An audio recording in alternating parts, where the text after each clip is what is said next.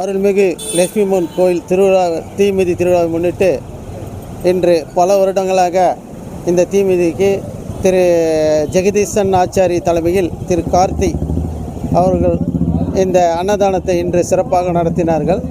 இது பல ஆண்டுகளாக நடத்தி கொண்டிருக்கிறார்கள். இந்த கோயில் சொல்லப்போனால் பிரசித்தி பெற்ற கோயில் தான் சொல்லுவேன். நான் அவ்வளோ அருமையாக இருக்கும். நானும் இந்த கோயிலில் காப்பு கட்டி தீமிதிலாம் மெரிச்சிருக்கேன். பட் இப்போ நான் மெரிக்கல, சேவை தான் செய்கிறேன். நான் ஒரு பல வருடங்களாக தீ மிதித்தேன் காப்பு கட்டி. பட் உடல் பாதை இதெல்லாம் பார்க்குறப்போ சேவை மட்டும் செய்யலான்ட்டு இருக்கோம்.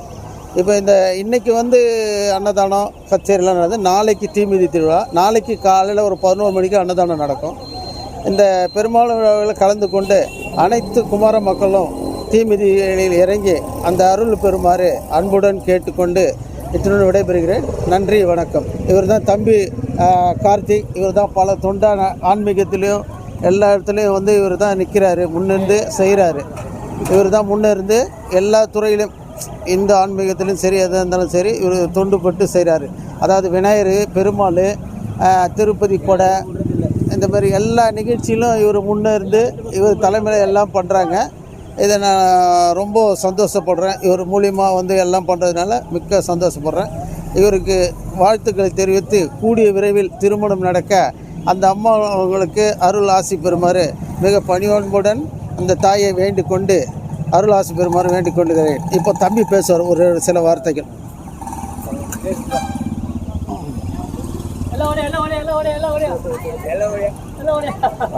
வணக்கம், என் பேர் கார்த்திக். நான் பெரம்பூரில் இருக்கேன்.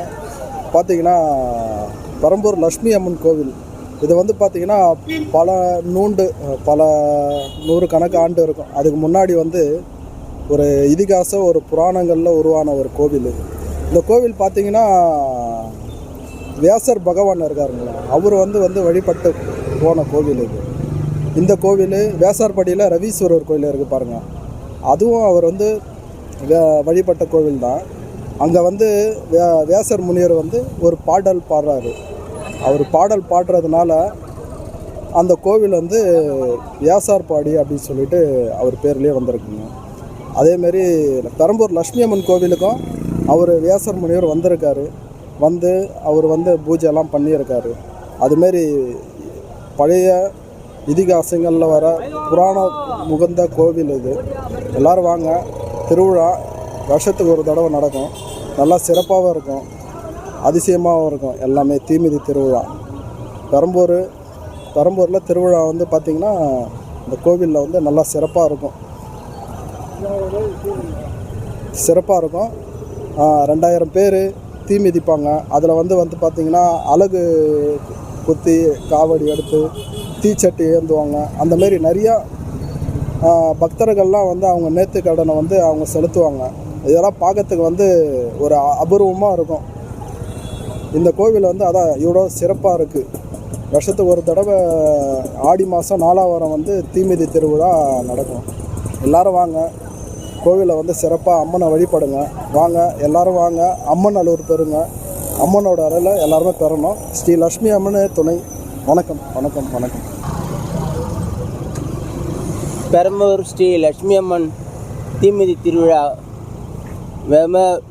அதாவது இந்த திருவிழா ரொம்ப விமர்சையாக நடக்குது. எனக்கு தெரிஞ்சு நிறைய பேர் இங்கே கொரோனா வந்தவங்க நிறையோட தான் போயிருக்காங்க. 2000 பேருக்கு மேலேயும் இறங்குறாங்க.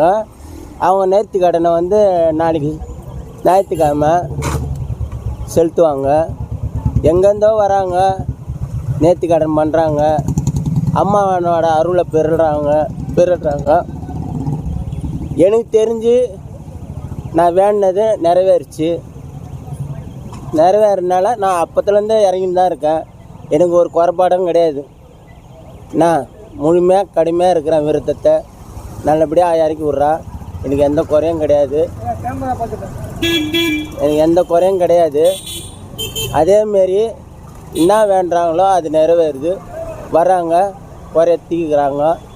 அதுமாரி ரொம்ப பிரசித்தி பெற்ற கோயில் இது. பெரம்பூர்லேயே ரொம்ப பேர் போனது லட்சுமி அம்மா தான். அவங்க புகழ் எப்பவும் எல்லாருக்கும் எல்லா விதத்துலேயும் செயல் பண்ணணும் நான் வேண்டிக்கிறேன். நன்றி, வணக்கம்.